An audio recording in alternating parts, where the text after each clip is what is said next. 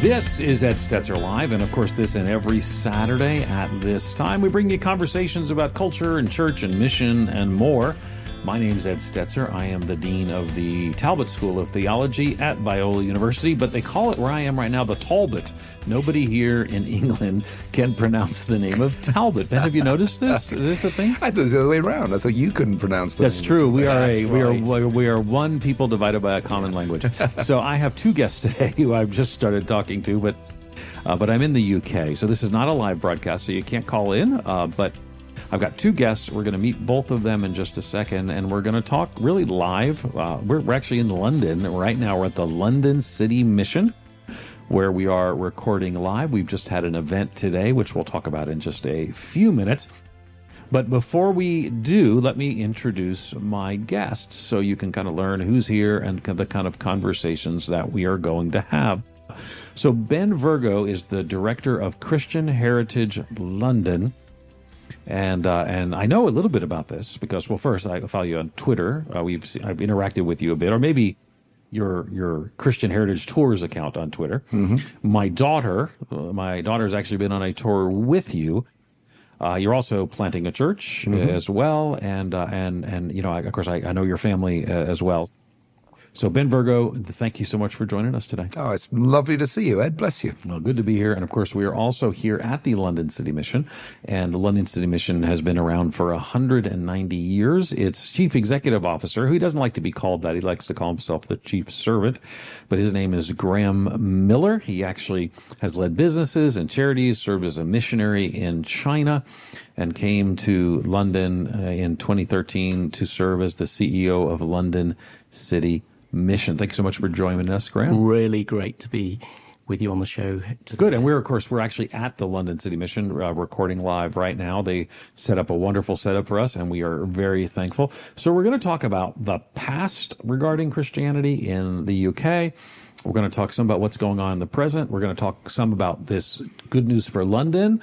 We have 4 segments, so we'll kind of walk through these together. But when we come here today, Ben, we see the UK very different than what it was historically. We see, we think of America, and we're I don't know that we use the word Christian nation to describe ourselves, but as far as a proportion of people who identify as Christian, substantially higher. But that wasn't always the case. There's such a Christian heritage. I'm kind of intrigued. Why did you start Christian Heritage Tours? I should tell people that if you go to edstetzerlive.com, there's links for the London City Mission, Christian Heritage Tours. But why this particular interest of drawing attention to the Christian heritage? The great thing about the gospel is it's an announcement of something that happened in history. It's not a philosophy. It's not a technique. It is something happened in history. And therefore, the apologetic of church history is very potent because we're talking about things that happened because the gospel of Jesus Christ happened. Jesus Christ came to the world, did what he came to do, rose, it worked, it changed everything.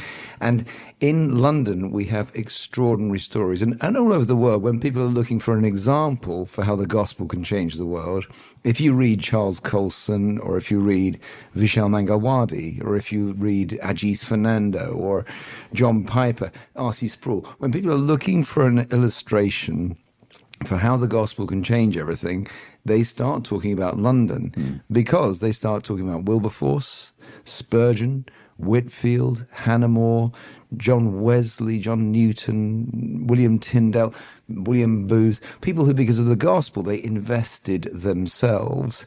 And the thing is, sadly, these stories are not told at school. Mm-hmm. And the privilege we have of being in London is we can walk through stories and say, this is where William Wilberforce sat down with John Newton. They had a conversation. The consequence of that, significally, is the abolition of the slave trade. Yeah, so tell us, like Wilberforce and Newton, again, I think, it's kind of hard to tell.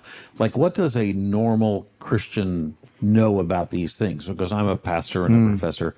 So, Newton, it's just, there's so many great stories. Actually, fun fact, the Bishop of Islington, who you probably know, he lives in John Newton's old place. And so I see some of these things. Anyway, so talk to us a little bit about, these Christian figures, how might we know them as Americans listening to the radio in 2025? Yeah, well, that's the sad thing. They're not so well known. And whereas we of our generation, we might have heard of Spurgeon, and older generations might have heard of some of these names. Tragically, we're engaging with lots of young people who've never heard these names. Yeah. Most of them agree that slavery is a bad thing. How did it end? How did it end? How did the legal slave trade end? They don't know it happened because of a man called William Wilberforce, who, when everything was against him, including people who had agreed to be on his side, the king was against him, popular people were against him, but his roots went into Christ. They published his journals a couple of years ago, and if you read them, you think, these are my journals, because I mean, I should be so much further on than I am, he says. And I've let myself down again. I must remember the gospel. And you read that and you think, that's my journals. But this is the man who changed the world. If you read the novels or the biographies of Wilberforce, frequently you will see the authors themselves are confused. How did this man change the world? He was considered the funniest man in London. He was always late. He was totally chaotically disorganized, spontaneous, he's a great singer. And they think, how did this man change the world? Well, Jesus Christ says, you want to be fruitful? This is how you do it. Abide in me. And everyone who knew Wilberforce said he's always humming a hymn of praise. And this is the great testimony. As you go through these stories, you find again and again and again, these people were not people who were just technically Christians. Their roots were in Christ, and they exemplified his great gospel. As the world said, why are you bothering? They knew, well, because I know the one who runs it, and I know what he's like, and I'm refreshed in him, so I will stand. And so we tell their stories. The way we tell their stories is in a way which I hope, as they stand around the throne, they're saying, yeah, tell it like that, because you're not talking about me, you're talking about Jesus. And I don't want to hear about me, I want to hear about Jesus. So good. So I think Wilberforce might be something that Americans do study. You might hear about in high school or things of that sort.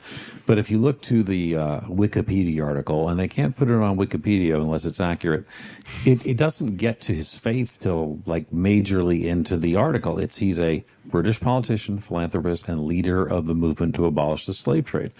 But you walk into that Christian history that's there. You also mentioned John Newton. Help people understand a little bit who John Newton is. Well, John Newton is an extraordinary person in Wilberforce's life because he used to be a slave trader. And he actually was converted. He was in a storm at sea, cries out to God, oh, save me, makes it, survives. And 2 days later, or the next day, picks up a Bible. And it was then that he started, as he read it, he found not new techniques for success. He found a savior who comes to take the blame for the worst. He would go on to become a pastor, write the great hymn Amazing Grace, and would be a friend to Wilberforce. So yeah, he's a great example. But as to the question specifically, what was the question? No, I think for example, the song Amazing Grace. So again, I think most Americans, even irreligious Americans, know the song Amazing Grace. They might not know the person who wrote it was a slave trader. Yeah. So again, the Christian change that was wrought in so many people's lives, and well, okay. So when you look at the Christian Heritage Tour, which you do. I guess in part, I wonder, here you are as a modern person who lives in England, you live in Great Britain, you're a church planter, you're planting a church. Do you look back and say, well, why can't we get that back? Is there a certain, is there a sadness mixed with a hope? How does that work for you? It's a very interesting question. Because occasionally you do meet people who say, of course, this is a Christian nation. But realistically, whenever there has been a move of God, it has been against the flow. And you see the great moves, the great revivals, the great breakthroughs. It's never been the whole country saying, yes, we agree. So the extraordinary work done by characters like Shaftesbury, where he brought about free education for the poor. He's a guy who's derided and he's not respected. He's not someone whose example is people say we must be more like Shaftesbury, like Wilberforce. They just mock him. So Thackeray, the writer of Vanity Fair, and James Boswell, who wrote the Life of Samuel Johnson, he says, Go back to Hull, Wilberforce, thou midget, with great-sounding name. These people, the king disliked Wilberforce. And similarly, the people who we think are great, William Booth, I think, this crazy person. I got to know who William Booth is. Not everyone's going to know who William Booth is. William Booth begins the Salvation Army, which had on their crest blood and fire. Here's a man who's preaching Christ. He wants people to know about the blood. And he wants people to be filled with the Spirit. He wants people to actually make a difference in their dark time. And these people, in their time, they're always going against the flow. They always felt they were going against the flow. But Chesterton said, as you know well, it takes a living thing to go against the flow. Dead things go with the flow. It takes a living thing to go against the flow. And these guys we see again and again, they're going against the flow. They're going against the flow. But even in the smallest ways, God uses very small things. I was just saying earlier this evening that when Jesus is in the temple, there's one thing he notices. While everyone else is looking at great stones and gold, he's got his eye on this widow. Yeah. And he's often concerned about the small. The most famous engagements we have with him, with other people, are with like a woman at a well whose life could be described as a tragic disaster. And those are the things which apparently are a big deal. And that's striking for us because most of us and most people listening to this will be thinking similarly, my engagements are not with important people. That's what Jesus' engagements were like, and so with so many of these people. Fascinating. Okay, we're going to continue our conversation with Ben Virgo. We're going to talk about some new data that has actually made the news in the U.S. Graham Miller's going to help us with that and kind of think through that as well. I want to remind you that we are pre-recording today's show, so we can't take your phone calls, but I do want to encourage you to go to edstetzerlive.com. All the links are there. You can find more resources with what's going on, and we're going to continue our conversation with Ben and with Graham in just a moment.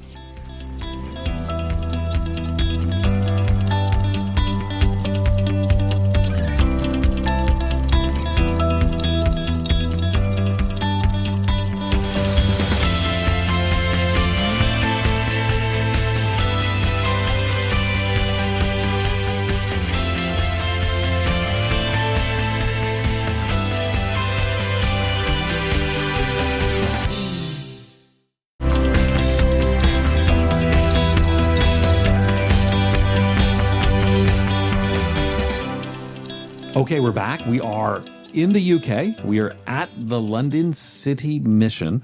Do me a favor, Graham. Tell us, where are we geographically in London right now? So we are right next to Tower Bridge.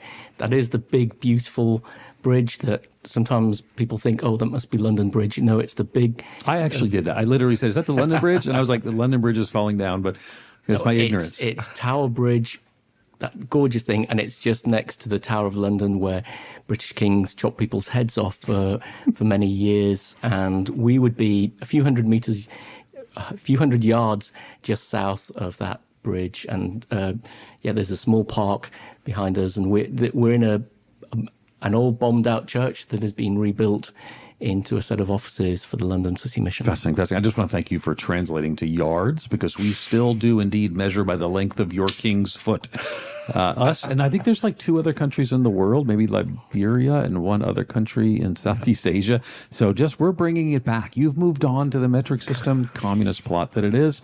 Anyway, Ben, okay. So, matter of fact, he just mentioned some of like the Tower of London. This is not all. There's a story of great works of God, but also tragedy and persecution, all tied into this together, but also life change. And I think a lot of Christians would have heard the name John Wesley. And I was just listening to you talk a little bit about Wesley there as well. Talk to us about how some of these heritage of these great Christian leaders, and I don't mind Wesley, Spurgeon, they do echo across time to us today. I literally quoted Spurgeon in a sermon just before I left the U.S. So talk to us about these. Tell us some of these other leaders. Unpack them for us. Well, Wesley, but today is a particularly special day because we're recording this on the 24th of May. And this day is known as Aldersgate Day because Wesley was an Oxford scholar who tried to become a missionary. Now, you're off in Oxford. Have you been to Lincoln College up there? No, I just teach at Wycliffe Hall. Yeah, you go. So just around the corner from They Wycliffe don't Hall. let us into the other schools. Look, I have a little badge to get in when I teach at Wycliffe, but that's all. Oh, that must be a cool badge. It is a the pretty cool prof badge. I'm not complaining about teaching it. And you can come study with me at Wycliffe Hall. But anyway, go ahead. There you go. Yeah. But he was an Oxford academic who tried to become a missionary, but he had a horrible time in America, mostly because, you see, he was preaching technique. He was preaching do this, do this, do this, do this, do this. Now, in the Bible, Paul calls the law the ministry of condemnation, the ministry of death. And he was essentially preaching the law. Try harder, try harder, try harder. It completely condemned everyone. So he comes back to England discouraged, disappointed, disillusioned. And he ends up writing in his journal, 24th of May, 1738.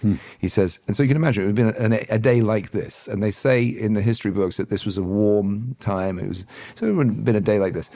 He says, I went to evensong at St. Paul's. And then he says, in the evening, I went very unwillingly to a society in Aldersgate Street in the city of London, where someone was reading Luther on Romans. He says, about 9:15, while he was describing the change which God works in the heart through faith in Christ, I felt my heart strangely warmed. I felt I did trust in Christ alone for salvation, and an assurance was given to me that he had taken away my sins, even mine, and saved me from the law of sin and death. So that is a man who had thought he was a Christian because he'd been doing righteous things, realizing it's not down to what I've done, it's what Jesus Christ has done, and he has done it. And that was the beginning of his whole life being changed, because he stopped preaching, do. He started to preach, done. Jesus has done it. Jesus has done it. Now, the opportunity we have in telling that story is the gospel comes free with the story. And that is the great usefulness of church history, because you get to tell... John Wesley's life doesn't make sense apart from the gospel. And so if you can tell his life properly, you're telling someone the gospel as the central part of it. And that is the invitation to all Christians, isn't it? Let's have the gospel at the central part, because your life, you're going to be living for something. We are all going to live for something. Have you heard of Russell Brand? Yeah, of course. So I was talking to him a few years ago. I said, look, the night before... I just love how you casually throw that in there. I said, the night before Christmas, Russell Brand, you can't wait for your present. Yeah. 3 weeks, when I get that thing, I'll be happy. And then 3 weeks later, someone says, what'd you get for Christmas? And you go, what was it again? You see, the night before Christmas, that was going to change your life. 3 weeks later, you've forgotten what it was. Now, he looked at me and said, I think you'll get me at the wrong level. I'm a recovering heroin addict, he said. I said, I worked in Hong Kong with heroin addicts, and this is what helped them as well. See, from the child before Christmas to the heroin addict, we're all looking for something. So when you put into your heart, what comes out is wow. And what comes out is not guilt. And what comes out isn't disappointment, but is fruitfulness. Yeah. We all want that. Yeah. And the invitation of the gospel is, you don't get to nail God to a cross and then have him as an option. Yeah.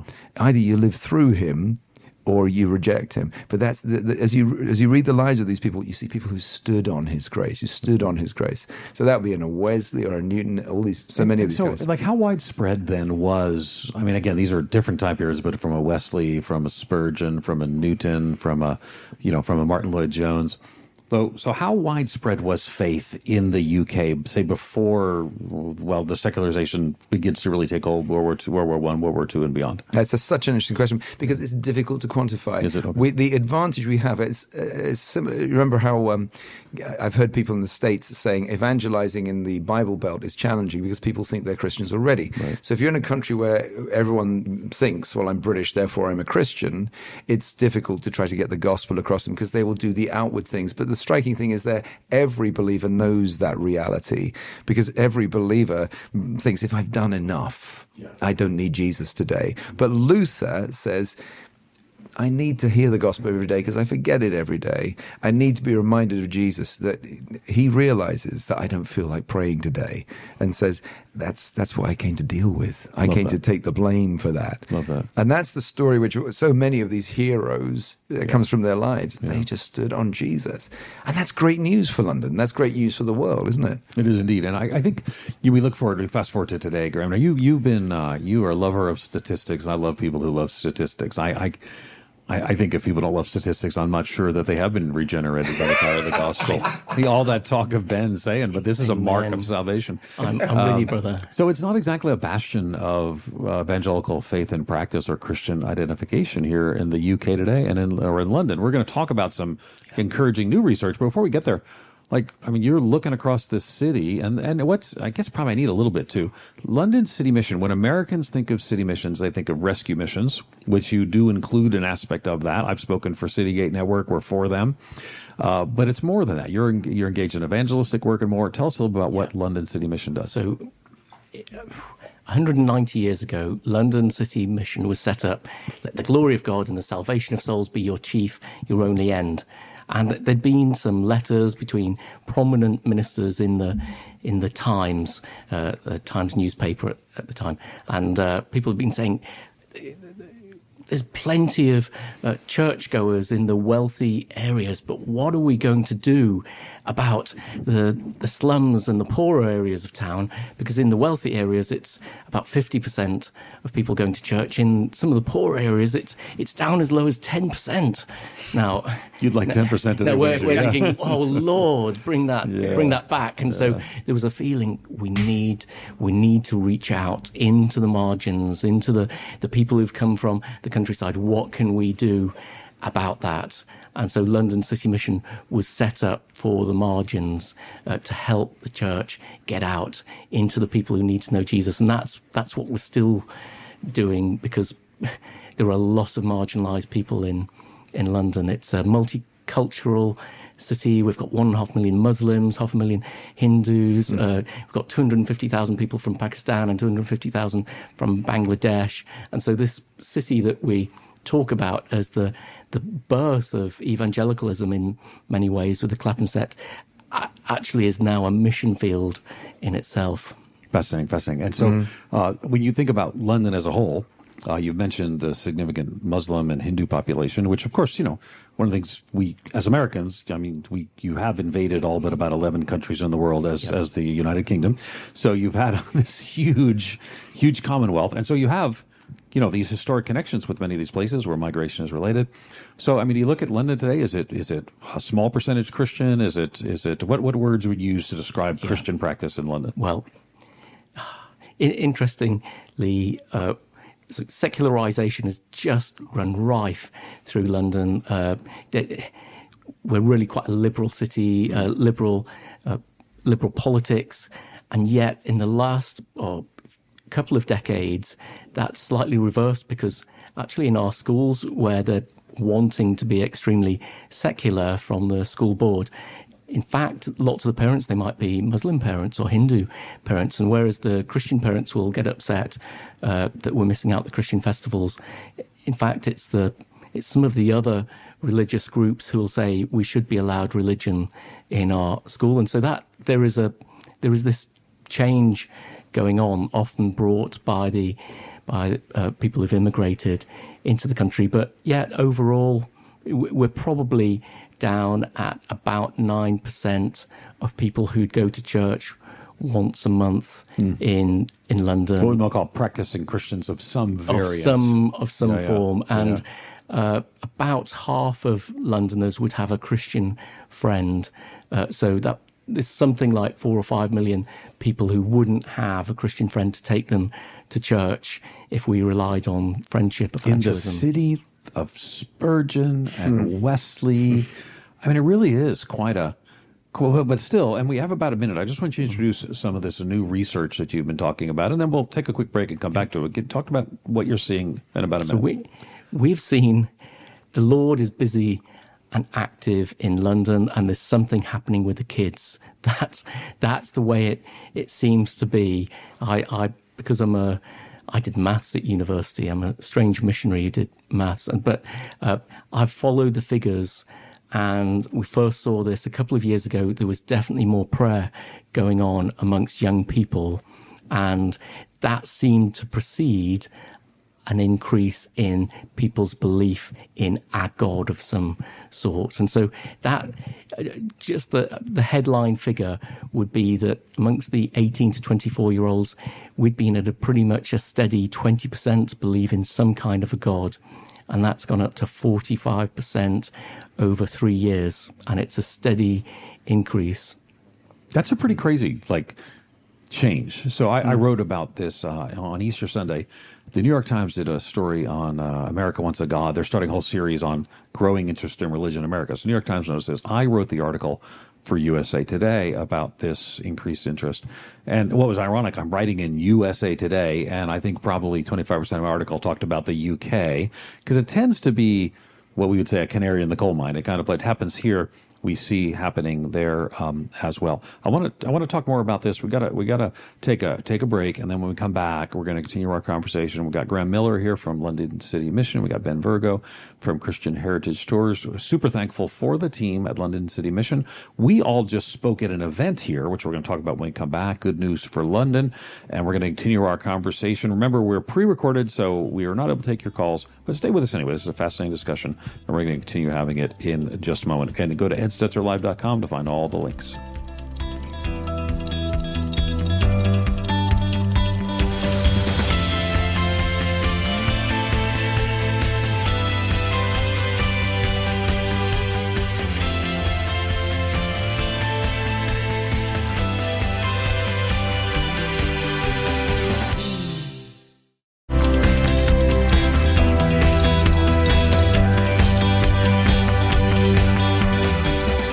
Okay, we're back. Ed Stetzer Live.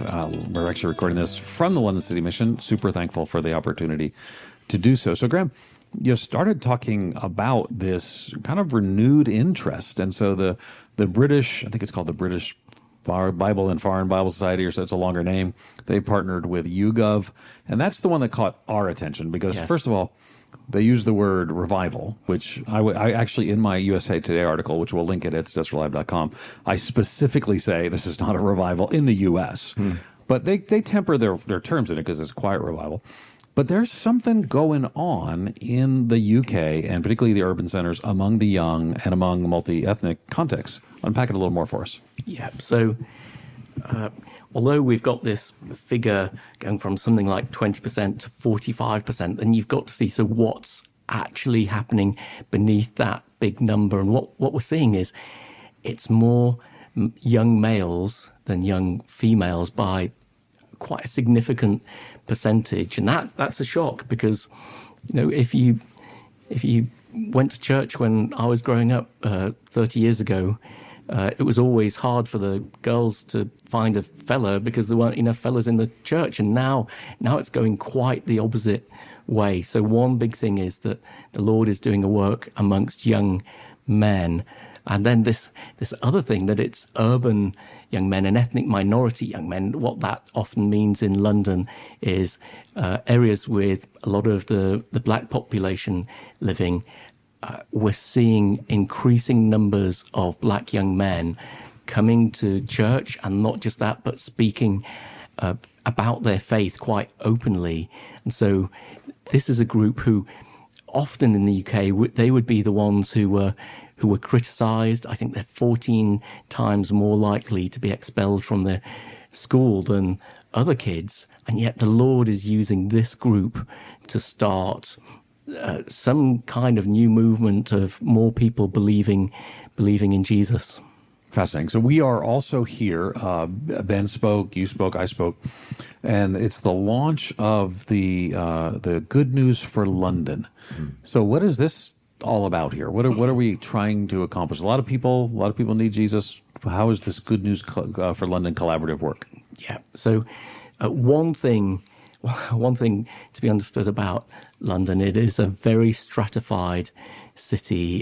In one of the areas, there's some tower blocks with wealthy people living in them, and then there's other people who live on the ground, and the people in the tower blocks are called the sky people. And that's so we have these different parts of society, and the people at the bottom of the tower blocks, the people living ordinary lives, the church isn't very good at reaching those people in London. That if you've got a university degree, you might well be going to church. People without a university degree are much less likely in this city. And so there are enormous swathes of the city that aren't well churched, that aren't being reached by churches. And London City Mission are wanting to encourage people. How do we get the good news out into those areas? These Londoners need Jesus, and churches, what are we going to do about it? So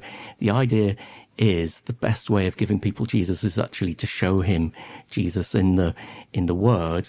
And so with a new translation from the CSB, as it's being launched, our thought is let's get a gospel in the CSB translation. It's just being launched as an anglicized version, so we spell things with ISE instead of IZE. We're jumping on that to think, let's get gospels out to some of those more marginalized parts of London. Let's mobilize the church to do that. So we've got a cheap paper copy of Mark's Gospel. It's got a lovely graphic design front, but it's all in black and white to make it cheap. And we're trying to get churches to give out tens of thousands of copies of the Gospel to Londoners who wouldn't, in areas where they wouldn't be going to church. Love it. And I work partly as an ambassador for the CSB. The CSB is the Christian Standard Bible, and I think it is funny. Like we think that American English is the norm, but it's not just the. You said IZ. We don't say Z. It's Z. But that's no worries. You had to translate these things. But for example, Saviors with a U and Honors with a U, and then the strange periods. Period always goes outside the quotation mark here. Anyway, it's all a little bit different. But translation also does matter. One of the reasons I like the CSB is it's very accessible. It's something you can give to an unchurched or irreligious person. And of course, I love the prioritization of giving out the Gospels. Last time I was in UK, I was sharing the Gospel with my Afghan Muslim cab driver. And he was willing to take a Gospel of John from me because he knew, and there's a Muslim population here, that Esau, which is Arabic for Jesus, and these are biographies, and so I love that, and the design is great too. But one of the key things that I'm not sure if you said it or one of the other speakers, maybe it was Carl, said that we want Christians to hand these out, not just like missionaries and pastors, but Christians. Why does it matter that everyday Christians are involved in Good News for London? Well, you see, the Lord's not going to do his work just through missionaries. And in fact, let's say we employ a few missionaries to go into the poorest areas, and let's say they're effective. Well, where are people going to end up being looked after? Where are they going to be discipled? They're discipled in regular churches. And so as the invitation goes out from regular members of the church, just going out into their neighborhood, if someone's interested, they've got a real person to speak to, a real person who can take them to their church where they're going to be fellowshipped with, where they're going to be loved. And that is so much more effective than this missionary parachuting in, handing out thousands of gospels and then disappearing off the scene again. We need local churches to be reaching out into their communities again, not just having the kind of commuter churches where people fly in and don't know the people in their locality. That's what we want to see. Yeah, and you talked a little bit, Ben, about how even smaller local churches change the world. So what lessons from history can we learn that might even apply to Good News for London? Well, I mentioned John Newton earlier, and frankly, here's a man who Tim Keller says is the greatest pastor I ever came across. And he was a pastor of a little 120-seat church in the city of London. And that is so important. I frequently tell people his story. And I tell you, Ed, as I stand there telling the story of Newton, as I look across a group of people, it often breaks me because I see a pastor sitting there who's come over, he's on a break, and there's his wife. And she sees her husband get kicked around all week by the congregation. And you see her tearing up. And you tell her, that's how God does it. He works through local churches where someone preaches the Bible. That's how God has done it. That's what he said in the Bible. Yeah. And when we see something else, as being vaunted as the solution to the world, well, the Bible doesn't give us that luxury. It says this is how the wisdom of God is revealed through the church. The wisdom of God is revealed through the church. And if the church is understood as this is what I go to once a week, and it's 4 or 5, like Graham was saying, it's 4 or 5 miles away from where I live. Do your neighbours know you're a Christian? if you're part of a local congregation where you're regularly, can we pray for my neighbor? A number of times Jesus talks about neighbors. Now, the way we do evangelism in our area, we're very influenced by Dan Strange. I assume you know Dan Strange. Dan's he's at Yarnton now, isn't he? He's up. He's at Crosslinks. Yeah, Crosslinks. Okay. He's a superb guy. But he drew out. He draws out J.H. Bavinck, saying that the fact is, people already want what they're only going to get through the gospel. I want the happily ever after. You don't get that. You're not going to get a marriage working beautifully, harmonious with reality outside of the gospel. People want community. You're not going to get that. You're not going to get that outside of the gospel. People want purpose, power. You're not only going to get that in the gospel. When we do outreach to people, we literally go up to people, chat with them at the gates of our local park and say, how's it going? And how long you been here? And how do you like the area? And then we say, have a free coffee. They look at us and say, what is this? Right. And we say, and I tell them a story of how we had a Christmas carol service at our church 2 years ago, and I introduced two ladies to each other who've lived 100 yards from each other for 40 years. And I look at this person, and they look at me, and their eyes go down, and you realize, yeah, you too. No one knows anyone in London. But that's the church. They then look at me, and they say, where's the church? And they then come. We've had someone made a profession of faith just because we were going up to them saying, just being friendly, have a free coffee. Where's your church?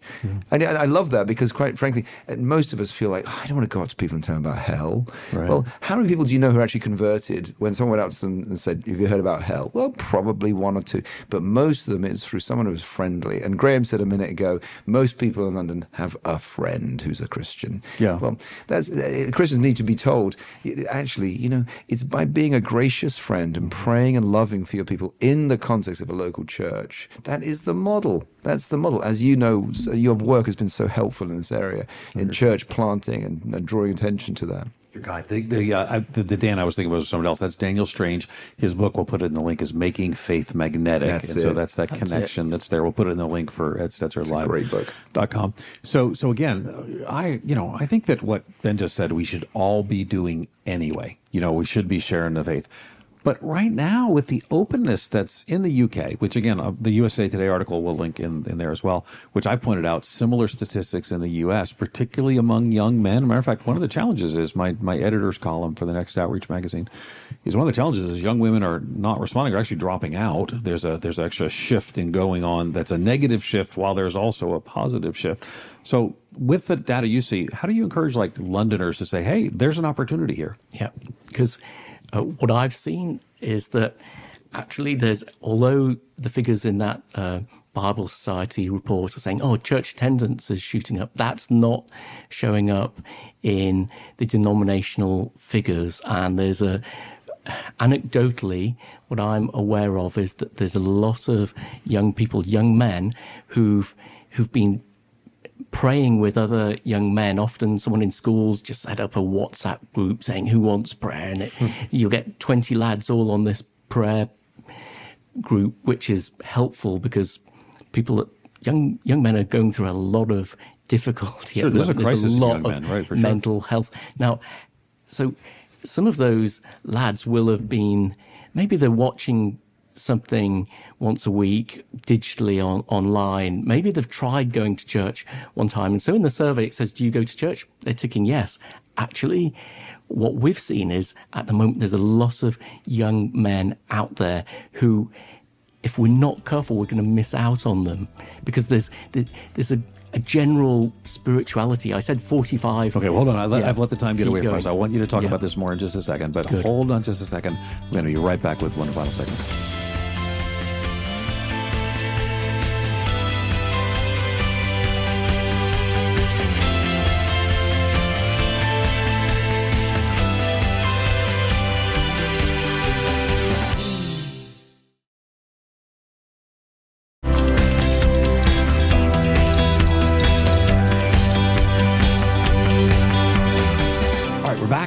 Graham, I interrupted you but I want to not miss this. So talk to us about your finish your thought about young men and engaging them. So there is an opportunity with young men because what we see, there's 45% of young people who are believing in our God. Mm-hmm.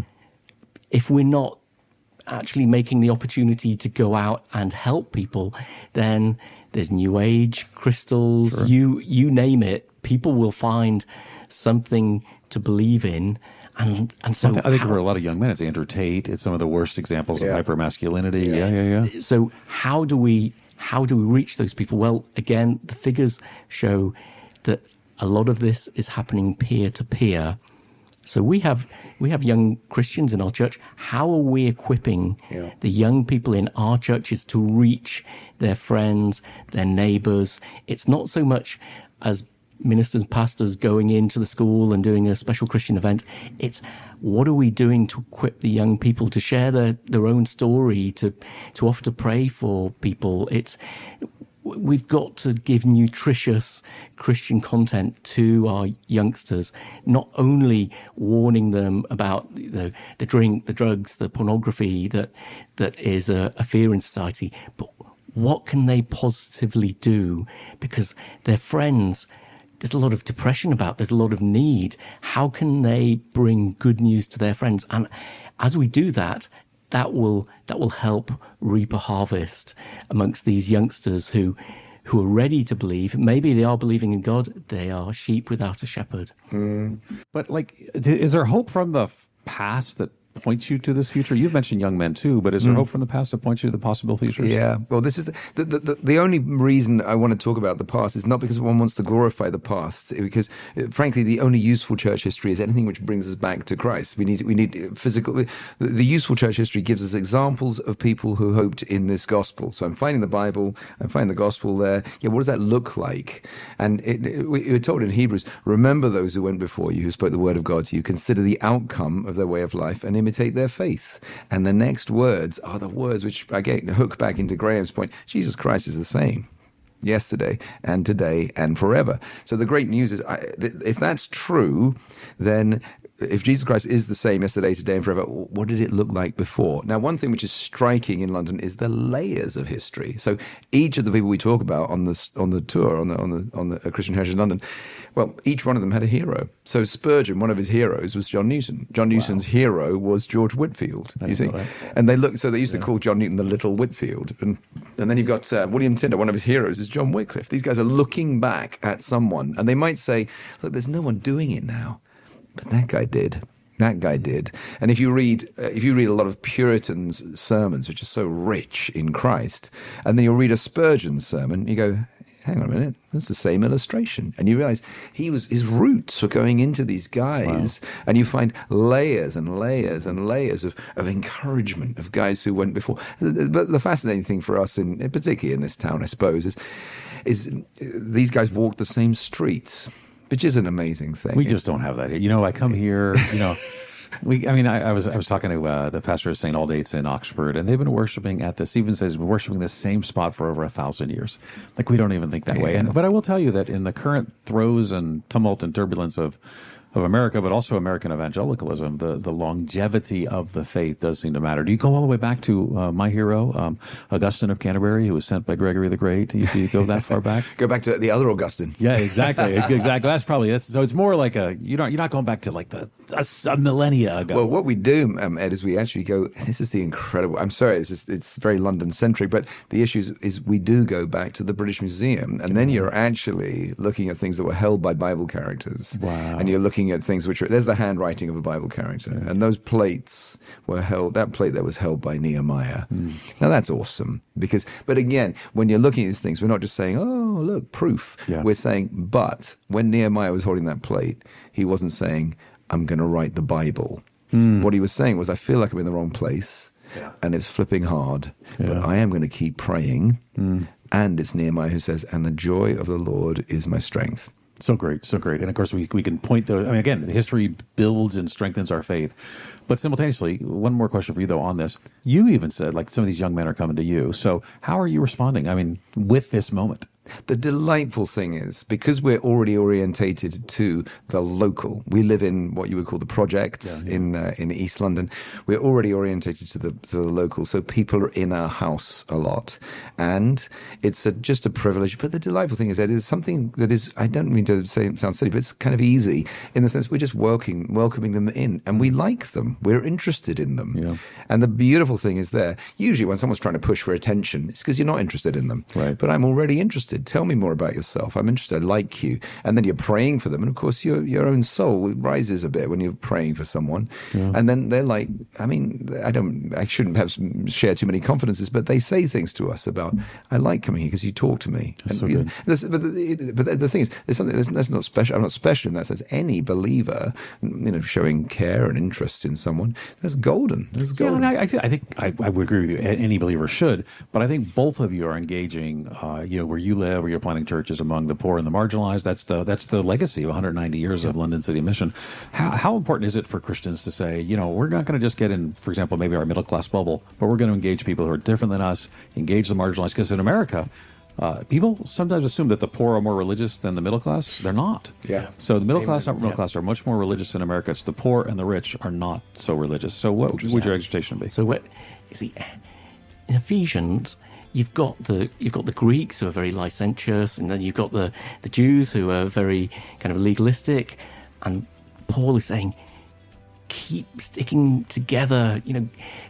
We've got one church, one baptism, one spirit, and do everything you can to remain there in the bond of peace. And so that says to me, if you can get Jews and Greeks doing church together, we should be able to do that today. That fellowship is just fantastic. Yeah. Makes a difference. 30 seconds left. Give us the last word about Christian heritage that points us to a gospel future. 30 seconds, though. If you believe that Jesus Christ came to the world to save sinners, that must have made a difference. And what we have, the history of London's church history is it really made a difference. And that's the great history we have. And those are the stories we love to tell.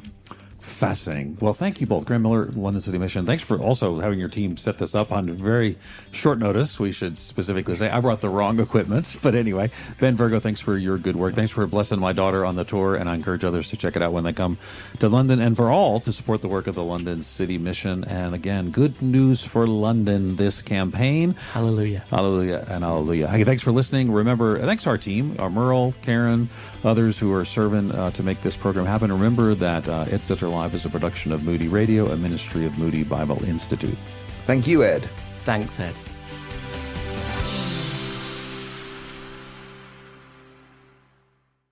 Love what you're hearing? Get more with the Moody Radio app. Stream live local radio, enjoy music channels from contemporary worship to urban praise, and discover all 40 of our on-demand podcasts with personalized notifications. All your favorite Moody Radio content in one place. Download today.